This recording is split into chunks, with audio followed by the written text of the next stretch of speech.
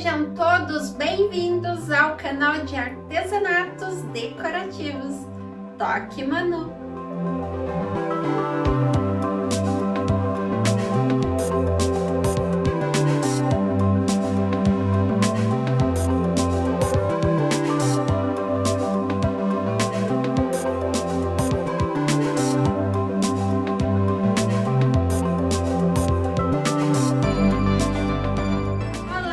Amores, como é que vocês estão? Espero que todos estejam muito bem. Para quem ainda não me conhece, eu sou a Manu e é com muita alegria que recebo todos vocês em meu canal. Se você é novo por aqui, se inscreva e ative o sininho. Assim você vai ficar por dentro de tudo. Toda semana tem novidade no canal. Já faz um tempinho que eu estou querendo trazer o passo a passo de como fazer essas rodas da fortuna. Além delas serem muito fáceis de fazer, elas ficam muito lindas na decoração. Gente, infelizmente o acabamento não ficou como eu gostaria. Vocês vão notar que ficou com algumas ondulações e caroço nas peças. Isso aconteceu porque, infelizmente, a minha pistola de cola quente deu problema durante o trabalho. Mesmo assim, quis trazer a ideia para vocês se inspirarem e espero que vocês gostem. Não esqueçam de deixar o seu like. Agora, sem mais, bora para o vídeo!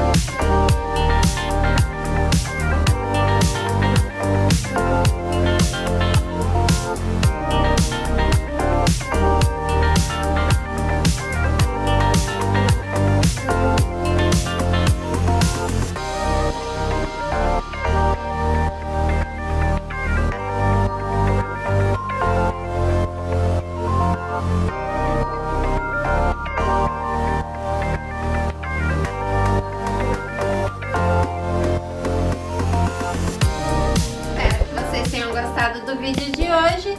Não esqueçam de deixar o seu like, de compartilhar e de deixar o seu comentário. Vou ficando por aqui, um beijo e até o próximo vídeo.